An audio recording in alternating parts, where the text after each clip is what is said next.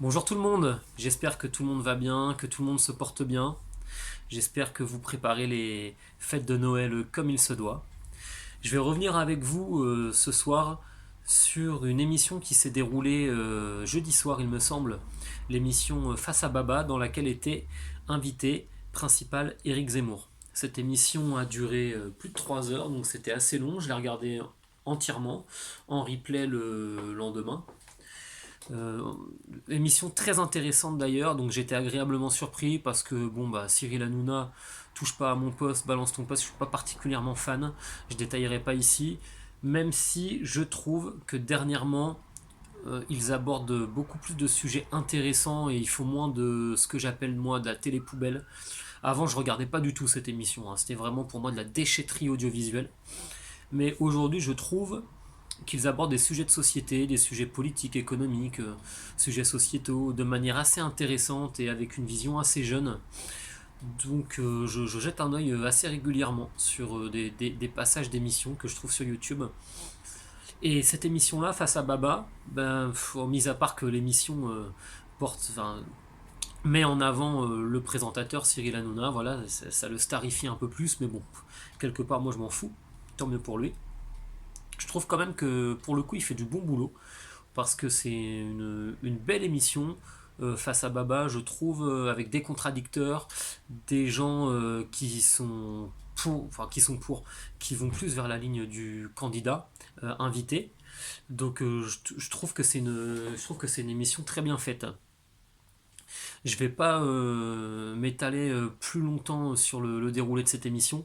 Je vais revenir sur ce qui s'est passé en toute fin d'émission sur le plateau entre Stanislas Rigaud, qui est le meneur du mouvement Génération Z, donc le mouvement des jeunes avec Éric Zemmour, entre lui et Alexis Corbière. Alexis Corbière, député français à l'Assemblée nationale et membre de la France insoumise. Vous savez ce que je pense de LFI, que pour moi, seul Mélenchon est intelligent dans ce mouvement bidon, dans ce mouvement presque anti-français, et que effectivement, comme j'ai déjà pu le dire, que tout ce qui n'est pas Mélenchon dans la France insoumise, ce ne sont que des raclures provenant du tréfonds des chiottes de l'extrême gauche communiste qui veut le mal de la France en réalité.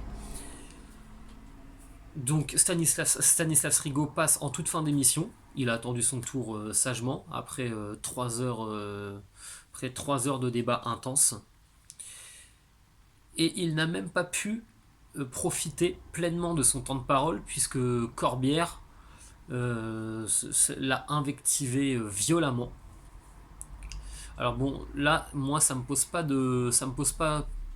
les invectives violentes et les affrontements verbaux, les joutes verbales très intenses et même parfois véhémentes.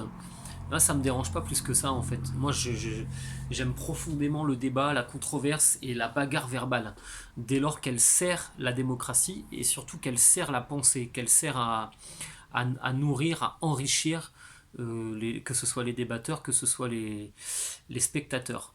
Donc, et je pense même que plus un débat est animé et, euh, et mené de manière puissante entre les deux parties, c'est là en poussant l'autre dans ses retranchements, je pense que c'est là qu'on peut vraiment faire ressortir le meilleur du discours de chacun.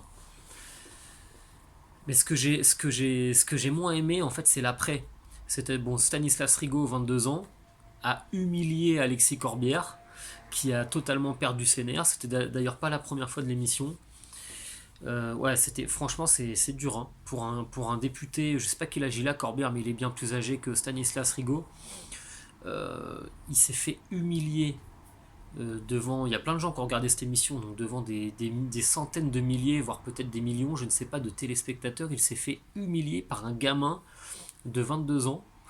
Stanislas Rigaud, avec une petite bouille, on dirait même pas qu'il a 22 ans, il est tout jeune. Euh, Corbière s'est pris une claque par un gamin devant tout le monde, le public applaudissant et riant aux réponses de Corbière. Franchement, je, je, j'aurais fait partie de la France insoumise, ça m'aurait mis mal à l'aise. Je sais pas, c'est la honte. Tu sors de là, tu t'es pris un KO par un enfant. Euh, Là, ta crédibilité en prend un coup, quoi, en tant que député, en tant que meneur politique. C'est dur, hein. Mais bon, c'est le jeu. Corbière lui a rentré dedans. Stanislas Rigaud s'est défendu. Je pense qu'il s'attendait pas à ça, le Corbière, clairement. C'était une humiliation. Mais qu'est-ce qui s'est passé après, à la sortie du plateau? Vous irez voir sur YouTube, il y a une vidéo qui tourne avec l'autre grosse merde de Garrido, parce que j'ai déjà parlé de cette dame-là, là. Je la vomis celle-là. Corbière aussi d'ailleurs. Garrido qui prend à partie Stanislas Rigaud dans les coulisses de l'émission en l'insultant de connard et de divers noms d'oiseaux.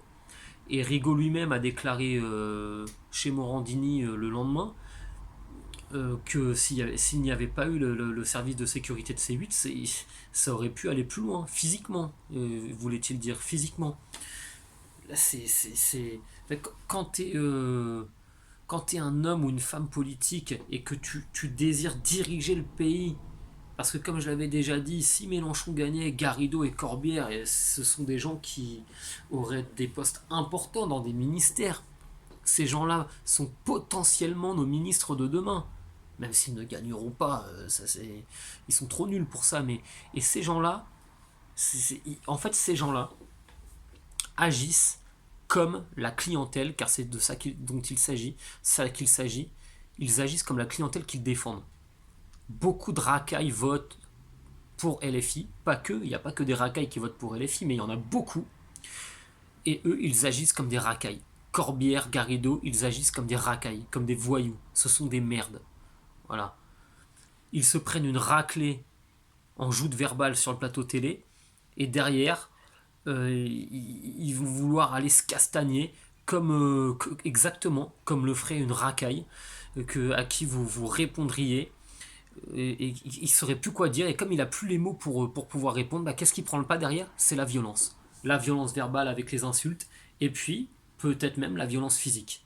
Ça prouve la nullité de la France insoumise. En dehors de Mélenchon, Corbière, Garrido et tous les autres sbires là, c'est de la merde. Et Corbière, regarde-moi bien, si jamais tu m'entendais, ça m'étonnerait. Parce que très peu de monde va voir cette vidéo, mais si jamais tu m'entends, Corbière, Garrido aussi, vous êtes des merdes, vous êtes des gros sacs à merde. Ce que t'as fait, Corbière, t'as essayé de rentrer dans Stanislas Rigaud pour essayer de le ridiculiser parce qu'il était jeune, et c'est lui qui t'a mis une raclée verbale, et derrière tu n'acceptes pas ta défaite. C'est tout, tu t'es fait humilier, t'as voulu lui rentrer dedans, ok, tu peux, ça fait partie du jeu, moi ça me dérange pas. Mais derrière, c'est lui qui t'a balayé. Verbalement, il t'a mis une balayette verbale, bien énervé. Hein. Tu t'es pris un KO, assume.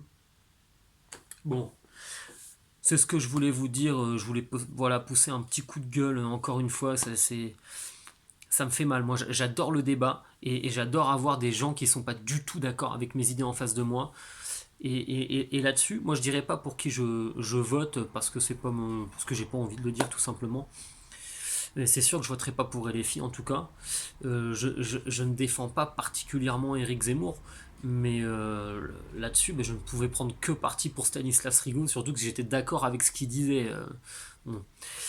Mais il y a une chose sur laquelle je suis en accord total avec Zemmour, c'est lorsqu'il parle du débat, et du débat même virulent, et qu'il dit que lui il adore ça, puisque c'est ce qui l'enrichit intellectuellement. Moi je suis complètement d'accord avec ça. Moi j'aime débattre avec des gens qui sont pas du tout d'accord avec moi, de manière même très virulente, voire très violente. Par contre, une fois que c'est terminé, c'est comme un match de rugby, un match de boxe. Quand c'est terminé, c'est fini. Alors je dis pas qu'on va aller boire forcément un verre ensemble, mais derrière c'est terminé, le combat est fini. C'est parce que c'est bien d'un combat qu'il s'agit, un combat idéologique, un combat politique. Mais une fois que c'est fini, c'est terminé, on arrête de se taper dessus.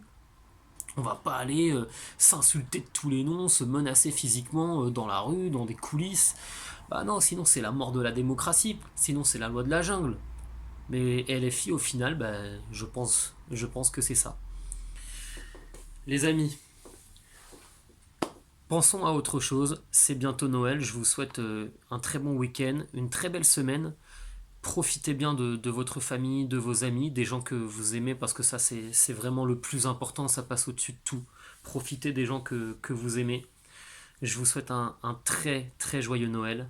Et surtout, n'oubliez pas, vive la France!